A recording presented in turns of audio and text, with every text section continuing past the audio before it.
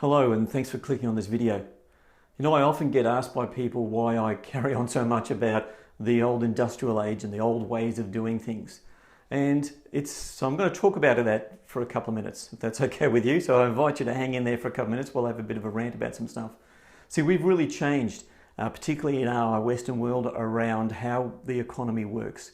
We used to be in this industrial age for a couple of hundred years, from the late 1700s pretty much to the end of the last century. And we're now in this digital age. And yeah, there's new technology, but what's really changed is the economy. The economy is purely, significantly based, I should say, on services and the experience that we have. How we engage with organizations is not necessarily just to get their products. It's when we have a bad experience in that, we actually want to disengage or give them negative word of mouth. So when we talk about then this industrial age and how things have changed, let's think about how things have hung over from that. So there's a guy called Adam Smith. I shouldn't say a guy, he's a respected gentleman who wrote a book in the 1700s called The Wealth of Nations. It was all about economic theory and how we actually drive economic growth in capitalist type economies. That's great. Adam Smith did a wonderful job, and that has been the foundation of economic theory right up into this day. So when we get taught about economics and a whole stack of stuff around that, it's really based on thinking that was really in the industrial age. So one of the things that he talked a lot about was what he called the division of labor.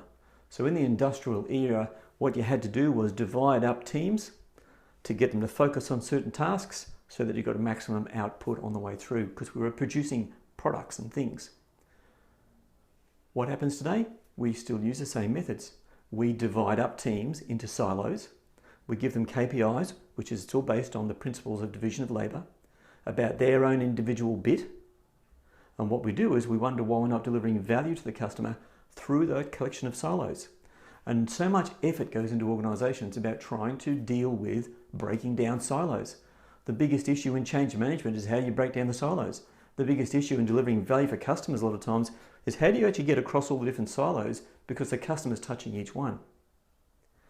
That's what I mean when I talk about something from the industrial age that's hanging over today, that is a practice that has long lost its effectiveness. What we're doing these days is empowering teams to deliver outcomes for customers. The second individual I'll mention is a gentleman called Josiah Wedgwood.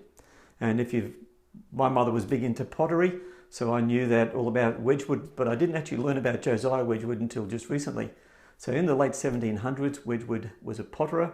He made crockery and all that sort of stuff.